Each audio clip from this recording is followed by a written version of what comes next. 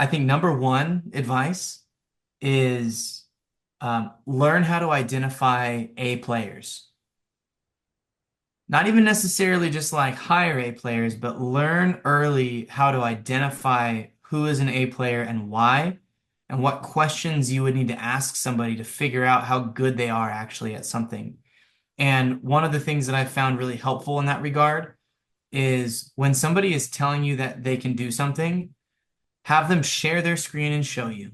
Just immediately jump to like, show me the evidence, show me exactly what it looks like. And if they get to the point where they're like, oh, well, like I've got to have this person like share this access to this thing for me so that I can show you this piece. That would be the one thing that's like, okay, maybe an unfortunate barrier for you in this case, but that's like B player stuff for me.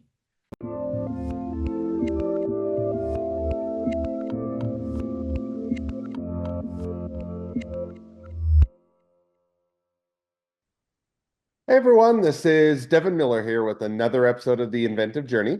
I'm your host, Devin Miller, the serial entrepreneur that's grown several startups into 7 and 8 figure businesses, as well as the founder and CEO of Miller IP Law, where he helps startups and small businesses with their patents and trademarks. You ever need help with yours? Just go to strategymeeting.com, grab some time with us to chat, and we are always here to help. Now, today we've got another great guest on the podcast, Eric Stopper. And Eric started his journey, graduating from high school and going off to the BYU, Brigham Young University. Then served a religious mission for his church in Missouri. Went to California and Hawaii afterwards for just to have a good time and have some fun for a bit. And then came back to BYU, studied engineering as well as marketing. Started a business in nanotechnology for pregnancy products. Then his son ended up having a brain injury at birth, and so closed that business as the tech wasn't good enough at the time, and shifted over to went to work for a couple different businesses. Also, was doing a side hustle, helping a business or helping businesses on Amazon, and then also got into I think selling some GMO peptides. And doing some businesses with automation for Amazon as well for listing and selling products. So, with that much as an introduction, welcome on the podcast, Eric. Yeah, super glad to be here. Well, excited to have you on and looking forward to a great conversation. So, I just gave a quick run through to a much longer journey. So, why don't we rewind and unpack that a bit and tell us a little bit about how your journey got started coming out of high school and going to BYU? Yeah, so I had the opportunity to I had a pick of the schools that I wanted to go to, UT, and I actually got into Stanford as well. But I was looking at it from a cost standpoint because like the year before my parents had basically like lost all their money doing day trading. And Hmm. so I was really super sensitive to like the cost of college, and they were willing to help me out, but I didn't want to ruin them, in the first semester with like a $60,000 Stanford year. So I picked BYU, and thankfully had some friends that were going up there too. So I had some good roommates to go with, and fell in love with the campus, fell in love with the state. I mean, Utah is incredible. Provo, I think they've done a really good job of keeping it clean and just keeping it fun and trying to create a culture within the culture. But I went up there and just studied for the first part of it. Wasn't really into anything entrepreneurial. In fact, I wanted to be a lawyer. Because from the time that I was 6 years old, I had this idea of being a senator. I met a senator when I was real young, and was just really impressed, and got this idea in my head that I was going to go to BYU and get my law degree, and then run for an office. And after I served my right, so I did like a semester of school, and then left for my mission. And on my mission, in the first area that I was in, I met this guy named David Mon.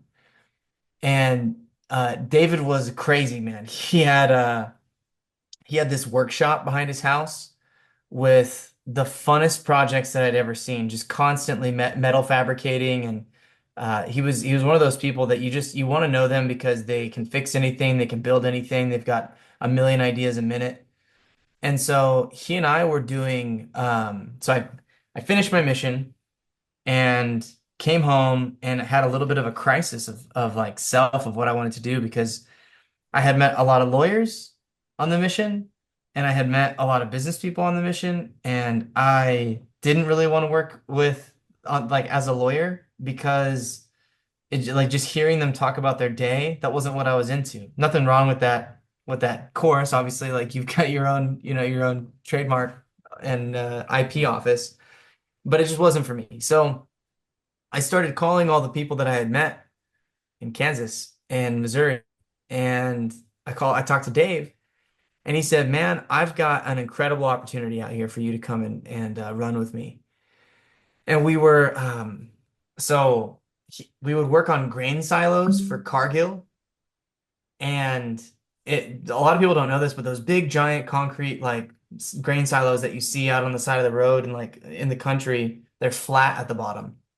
And they were sending people in to like sweep the big pile of beans or alfalfa or whatever was in the bottom of the grain silo, and a couple people got sucked in and killed. Hmm. And so Cargill was willing to spend any amount of money to solve that problem. And so the easiest solution was to just pour a big concrete berm in the very middle of it so that the grain would flow into these holes. So my first real like entrepreneurial job where I had a partner and I was working on everything and we were taking all the risk was doing concrete. And it was the craziest journey because we'd have to go from the trucks and we'd secure all this piping down through these catacombs and up into the actual bin. And then we added this like juicy accelerant to it to spray and like create these retaining walls, and then we'd fill it with like liquid concrete, and then we'd come back the next day after it dried and we'd do it again and we'd do it again until we got to the very top. And then we'd finish it at 40 degrees. And it was a lot of fun. Taught me a ton about business. And it was the first time that I had ever like applied math to a bit like a business problem because the owner, my partner Dave, he was showing me how he was ordering the concrete. And I started looking at his numbers and I was like, wait, so this shows me that you're wasting like it looks like a quarter of all the concrete that you order. And he was like, no, no, no, no, that can't be right. There's no way. So we did the math again. And we actually, it was just like, it was a vector geometry problem, right? Here's this like 40-degree cross section of a bin. And, it's displaced by, 4 feet on either side. So we did the math again. And yeah, we were able to save like $270,000 per job after that. And so it was like the first time that ever like a school lesson had actually applied to business.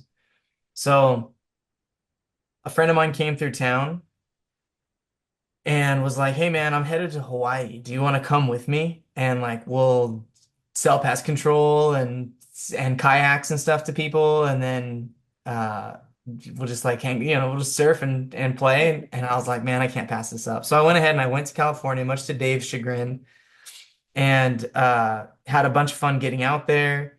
Ended up meeting my now wife, meeting up with her in Hawaii and had a wonderful time. And at this time, I wasn't really thinking about like because when we were in Hawaii, we were selling snorkels and kayak trips to people to tourists, and we were making pretty good money. At the time, I wasn't really thinking like, oh, this is an entrepreneurial venture. It was just like a way to make money, a way to cover my bills. But then those lessons like helped me in the future in how I sold, how I approached, how I set things up, when I asked for permission to do things and when I didn't ask for permission to do things. And so um, my wife, my girlfriend at the time, went back to Utah where she was from. And I figured it's time to stop playing hooky. And so I went back to BYU and we got married a little while later, got almost like instantly pregnant on accident, but it was Just a one quick follow-up to that. So, I mean, was it really the, hey, I've got, all right, ran the course, not don't want to play hooky anymore, or was it more of, hey, I'm gonna follow the girl back to BYU because there's an intent of wanting to continue to date or pursue that relationship, or was it kind of a combination of both? Or, sounds like, from a, I'll put it in quotes, living the dream. People are always, you watch the TV show or the movie and you move to Hawaii and bum around on the beach, have a lot of fun, and drive off into the sunset, and you have a great life for the rest of and again, putting in quotes, but you have a great time for the rest of your life. But what was kind of the thought process or the genesis for saying, hey, had a good time here, now I'm going to move on to the next phase? How did you kind of come to that conclusion? So, I'd love to say that it was just the girl. That was a huge part of it is, and I'm glad that I went, obviously. Like I could say pretty confidently that I left for the girl, but my buddy had gotten into like legal trouble with the Hawaiian government. Hmm.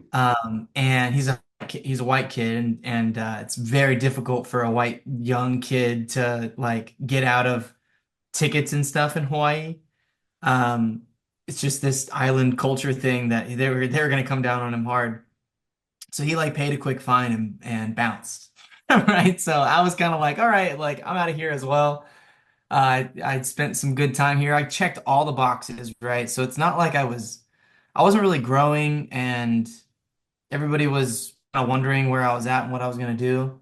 So it was multimodal, but the girl was definitely a big part of it.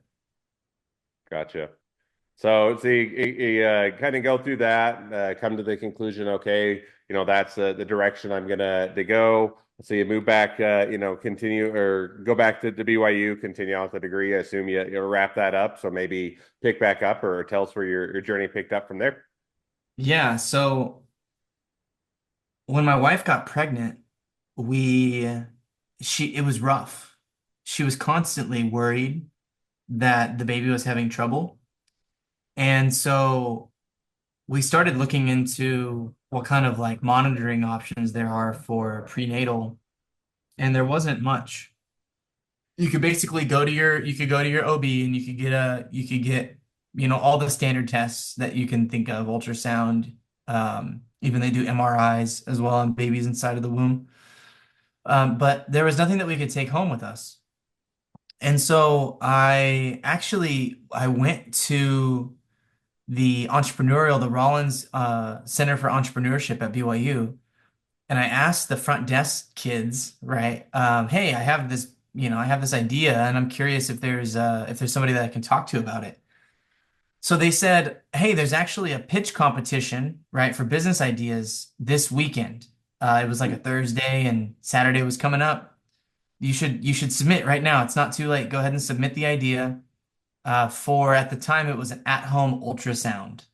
So just like taking the technology of the ultrasound and packaging it into something much smaller, and giving it to people at home.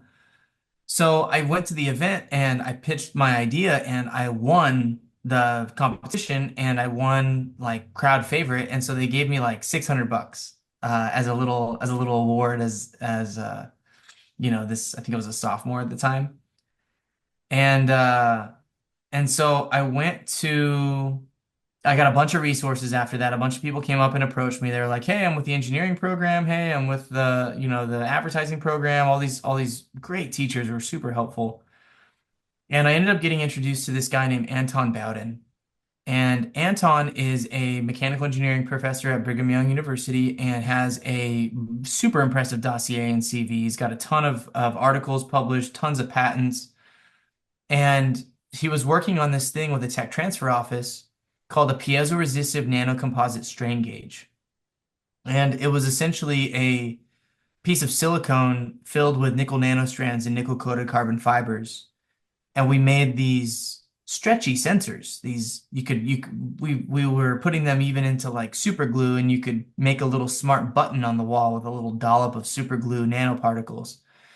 So we were going through this process, and we found that you could track baby kicks in the third trimester, using an array of these sensors on the outside of the pregnant belly. So we did a ton of testing. I ended up spending like probably 60% of my time in the mechanical engineering building, talking with all the professors, taking classes, starting a capstone project for it. And we did a lot of research, first party research on women's opinion of the tool, of this device that we called Ruby. And it was really clear that if it wasn't perfect, they didn't want it. It Mm. would cause more anxiety than it solved. So we did probably like we sent out and we probably got back like 2,900 surveys, and then maybe like 80 people were like in-depth like interview conversations. And it was just like it was clear as day, like, hey, this isn't quite it. Like we pivoted from an at-home ultrasound system because it was going to be super prohibitively expensive, and we were going to go for these sensors, and it just didn't make sense. And then yeah, at the time you mentioned it at the beginning, but my son was born with a traumatic brain injury, so we needed a little bit of stability in our life. So then I left the startup, and that was one of the hardest things that I've done, had done up to that point. I remember like going up into this conference room at BYU and having this meeting with my two partners and telling them that I was out, and they were so kind about it all. But my professor was so kind and understanding, and they said, "Hey, just go take care of your family." Mm. So I spent the next 5 years basically doing Amazon. I joined an Amazon marketing agency called Nozani. Nozani was purchased or merged with Buybox Experts. Buybox Experts eventually sold to Spreetel for like $50 million. I went and worked with another organization called AO2. And at that point, like I knew so much about Amazon agencies that I started my own business serving them. So I was just helping Amazon agencies generate more leads and optimize their processes. And so I also became an Amazon seller at that point. So I started And selling just this and and that. kind of just, was that or kind of, how did you just shift gears or go and to be an Amazon seller? Was it one where, you saw the late night infomercial and said that's the job for me, or is it one where you got connected or someone, you It- saw an article online or dabbling with that on the side, or kind of what or kind of put you down that direction?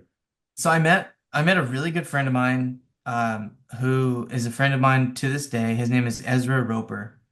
And I met with Ezra when all the startup stuff was kind of, life was really stressful. Things were weird and hard. And I was telling him what was going on. I'm like, hey man, I think I'm gonna quit this startup and I don't know what I'm gonna do. And he said, oh dude, like I've got a friend who's running this Amazon marketing agency. You should go and just work for them for a while. Just go do sales, make some good money, and that'll be it. So I walked in, and they had built a great culture over there. Just really a lot of fun. A great sales team ran by my friend Scott Fleming. But yeah, it was totally a connection. Wasn't planning on getting into Amazon. I mean, I had a little bit of interaction with it because of being in marketing and mechanical engineering. Both of those things are very Amazon-esque, right? I can build products and sell them. So it was a natural fit. But the idea came from Ezra. Hmm. Yeah, for sure. So now you decide, okay, gonna go and dominate the Amazon world. So kind of, as you're getting into that, kind of how did that evolve, and what direction did that set you on? So I've done 5 private label products in my career now. So different brands that I've launched. 4 of them have gone uh okay, and 2 are like the bane of my existence. Because they just, you learn that when you launch a product, selling the product that's when it starts, right? That's where like your customer service begins. And you've got to make sure that that user experience right out of the gate, once somebody opens up your product and starts using it, is perfect. So we launched most recently we launched like an ice bath brand, and it was such a hassle because there was so many plumbing customer service things to do. So anyways, backing up a little bit. So I joined the agency, saw all these people making money, and decided to launch my own Amazon store. And it was a natural fit. Like I picked it up quick, and I led the team for a long time. And then eventually, the owners of Buy Box Experts came to me and asked me if I wanted to help them run a podcast. And so I said, sure, that sounds fun. And they said, you're going to invite brands and partners on, and then you'll have an opportunity to like pitch them, after you interview them.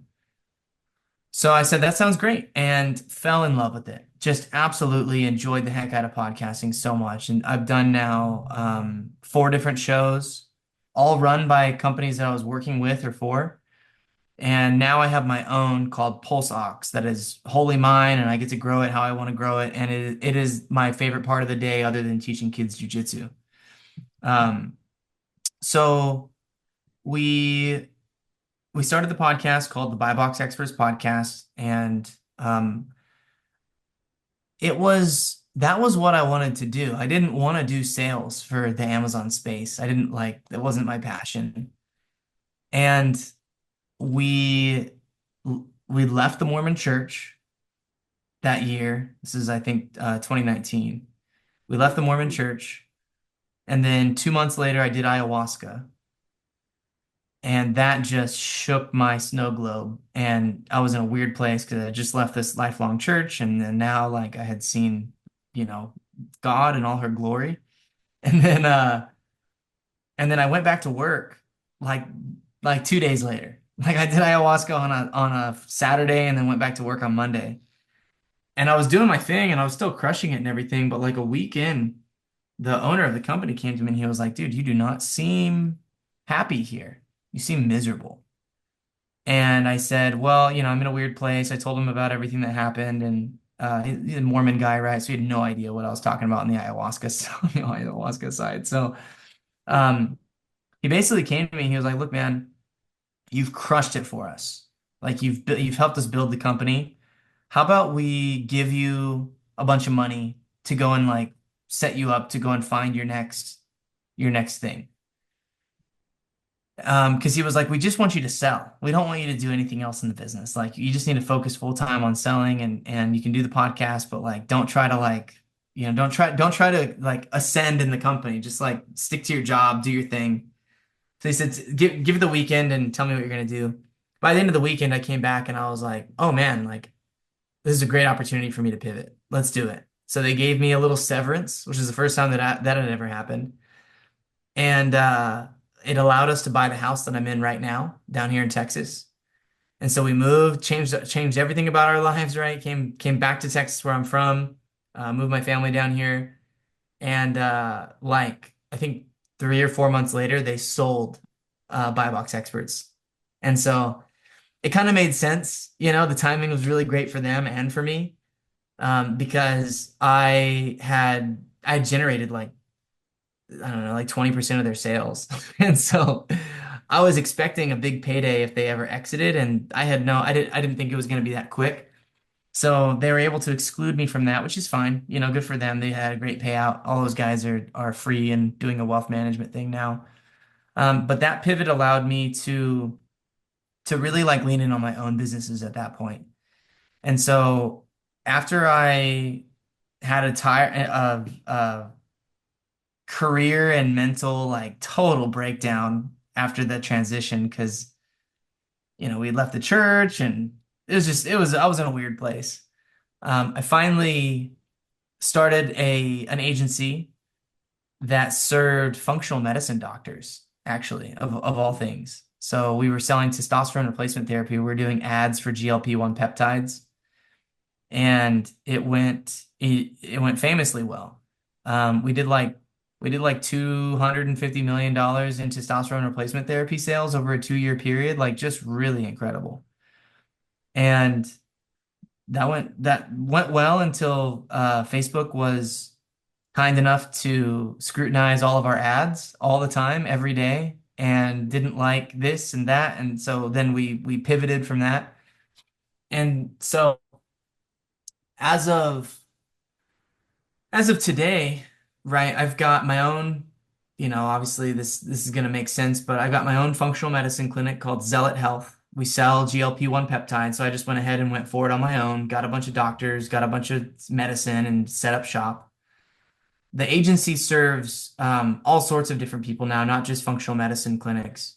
We provide customized CRM solutions for businesses that are like, if they're still managing things on spreadsheets, or like if they've got, 10 softwares that they're logging into, we can consolidate all those. And then of course we put AI chatbots into them and set them up with AI phone call, and repositories of information that allow like VAs and them to run their business without actually being present. So that it became really cool. And then the passion right now, the thing that I spend most of my time doing is I'm at home with my 8-month-old. And so now I'm pretty much just podcasting, and I have a nonprofit that I head up. And that nonprofit is called Type One Enterprises. It's my core focus. We help um, aspiring business owners and business owners to get access to low interest lines of capital to purchase cash flowing assets to become financially free. And the entire thing is donation based. So instead of charging big fees for getting access to funding, we do it just, based off of a donation. And then we send people to go buy cash flowing assets, whether that's a laundromat or a Airbnb or like the passive Amazon stores that we talked about. We have all of those options available to people, and we basically like suggest different things to them. And since it's a nonprofit, we don't make any commissions on it. We just send them over and let them make the decision at the end of the day. So that leads us to Awesome. today, man. I'm sure I left some stuff out. Obviously there was 5 product launches in all of that timeline. There were probably 7 different agencies that I served as a vendor for during that time as well, but that leads us to today. No, that's awesome. Sounds like it's been a great journey, a lot of evolution along the way, and explored different paths. So definitely was fun to hear. And now, as we've kind of reached the present day of that journey, I always loved as we're already wrapping. It seems like that the time flew by, and we're already wrapping towards the end of the episode. So I'm going to jump to the 2 questions I always like to ask towards the end of each end of each episode. So the first question I'd like to ask is, along that journey, what was the worst business decision you ever made? What'd you learn from it? Yeah. When I got the prompt for that, I gave it a lot of thought. And I would have to say that this is gonna sound so silly, but we got a we got a loan from from PayPal. So I was on my PayPal account, and they were like, "Hey, you can qualify for up to, something ridiculous." And we were going to use that money to buy um, our first order of ice baths. And so we were talking with an ice bath vendor from China, and they gave us some basic numbers on it. And it was going to be like, 15K for a first order. So I went ahead and said yes to a $15,000 PayPal loan. They dropped the money in the account, and then we went back to that we went back to that ice bath vendor, and they were like, "Oh, actually, like you also have to pay the price of the container, and you've got to pay all the taxes and the shipping and the duties, and you have to pay to have it shipped from the warehouse to the final, or from the port of entry to the warehouse, and then you have to pay the warehouse a certain fee. You got to pay the driver as well. You got to tip the driver." So they went into all this detail, and when it was all said and done, it was going to be like a $37,000 investment, in addition to the $15,000 for like product. So overall, it was going to be over 50K. And so I didn't pull the trigger on anything. I wish that I had purchased an ice bath with that money. I wish I had just bought one, Mm. because what ended up happening was I had this money, and I kept thinking like, okay, I got to figure out how to deploy this money. Got to put this money to work. Got to put this money to work. And like weeks and weeks and weeks, and then months passed, and all of a sudden it's like, oh, like I got to keep paying on this loan like every single week. And so the money was very quickly gone. I essentially did nothing with it. Right? I just took this loan out, and the payments from that loan haunted me for like a year and a half. And it was it was small, but it was just this every time that it came out automatically. God, it was like it's like I was getting stabbed in the leg. And finally paid that off and felt like $1 million. And so the thing that I learned from that is when you are raising capital, whether it's from venture capital, private equity, or if it's debt capital, you have got to have a plan for every single dollar. And you should probably also multiply that budget by 20%.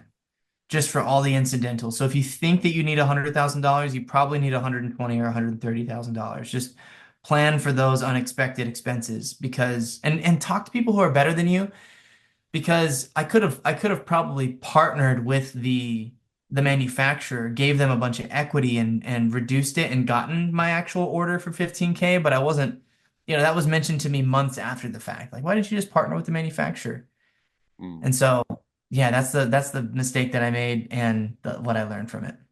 No, I think that's a great one. It's an easy one. I'd probably even say more than 20%. I'd go 50 or 100%, just in the sense that, I think everybody always thinks they're the exception to the rule, right? Hey, Yeah. I know I've got my numbers down great. I've got my budget and I'm spot on and I know what I'm doing and I've done all my homework and I'm going to be the exception to the rule. And every startup and small business owner, including the ones that, the startups and the small businesses I've done, it's always, as you highlighted, more time, money, and effort than you anticipate. Even if your budget is in the or comes out to be spot on, which never happens, there's always things that come up. Things take longer. Things or you have to have a longer runway. You have to have more time to let things mature or evolve. And so I definitely, it's an easy mistake. I think everybody gets into that and thinks they're the exception to the rule. But to your point, even if you're the exception to the rule, always give yourself a much larger cushion than you think you'll need because it gives you the ability to pivot and adjust and evolve. And if you that way that you're not stuck on that exact number, that if anything goes wrong,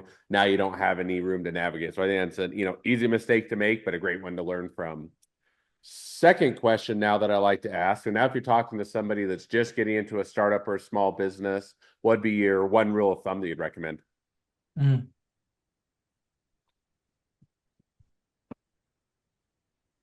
There's a bunch of things that I would love to recommend. And thankfully, in the process of going through BYU's entrepreneurial program, I got connected with their mentors too. So like I talk, they send me kids all the time to talk to about their first business venture. So um, I think I think number one advice is learn how to identify A players. Not even necessarily just like hire A players, but learn early how to identify who is an A player and why, and what questions you would need to ask somebody to figure out how good they are actually at something. And one of the things that I found really helpful in that regard is when somebody is telling you that they can do something, have them share their screen and show you. Just immediately jump to like, show me the evidence, show me exactly what it looks like. And if they get to the point where they're like, oh, well, like I've got to have this person like share this access to this thing for me so that I can show you this piece, that would be the one thing that's like, okay, maybe an unfortunate barrier for you in this case, but that's like B player stuff for me. If you don't have the ability to like show me all of the secrets or you don't go out of your way to send me a video afterwards, showing me that you know what you're talking about, then you're probably not an A player in that area that you're pitching me on, right? That you're talking to me about. That you might be an A player in other ways, but figure that out for yourself. And along that same lines, I would find a personality test that you like that you use for every single person that you hire. So whether that's 16 personalities or strengths finders, my favorite is the culture index. So you use the culture index, you use it for every single hire, and you know that the personality types that you're looking to fill a certain role. Because if you go out, you might have an A player salesperson, and if you put them in an account management role, they're gonna wanna off themselves. Like they're just gonna have a miserable time, and they might not even know it. You could hype them up for the role, and it's just like they don't like doing customer service. They just like selling. So learn how to identify A players, and then also learn how to put those A players in the right spots.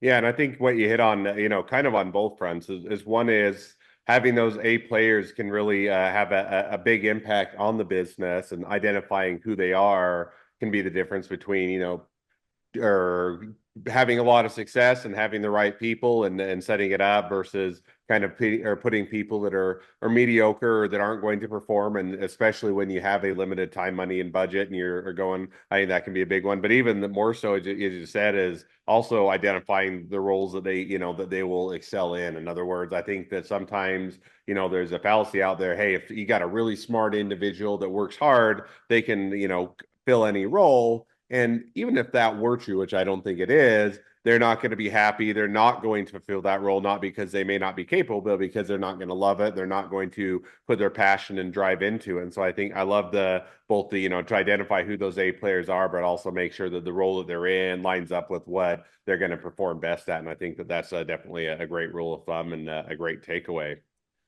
Well, now as we do wrap up towards the end of the episode, if people want to reach out to you, they want to be a customer, they want to be a client, they want to be an employee, they want to be an investor, they want to be your next best friend, any or all of the above, what's the best way to reach out to you, contact you, find out more? Yeah, there's two places that I would encourage you to go. If you wanna donate to the nonprofit, you go to type one, the actual number one, type1enterprises.com, and then find me on LinkedIn, Eric Stopper. I'm really easy to find. Go and send me a message on there. I think I have my calendar booking is in my link in bio. So come and find some time. Would love to talk with you. Awesome. Well, I definitely encourage people to reach out, support a great business, or expand their network, and if nothing else, make a new best friend. So, with that, thank you again for coming on the podcast. It's been fun. It's been a pleasure. Now, for all of you their listeners that are out there, if you have your own journey to share and you'd like to be a guest on the podcast, we'd love to have you. So just go to inventiveunicorn.com, apply to be on the show. A couple more things as listeners. Make sure to click share, subscribe, leave us a review. Helps us to reach even more startups and small businesses to help them along their journey to success. And along that note, if along your journey you ever need help with patents or trademarks or anything else with your startup, your small business, just go to strategymeeting.com, grab some time with us to chat, and we are always here to help. Well, thank you again for coming on the podcast, and wish the next leg of your journey even better than the last. Thanks so much, man.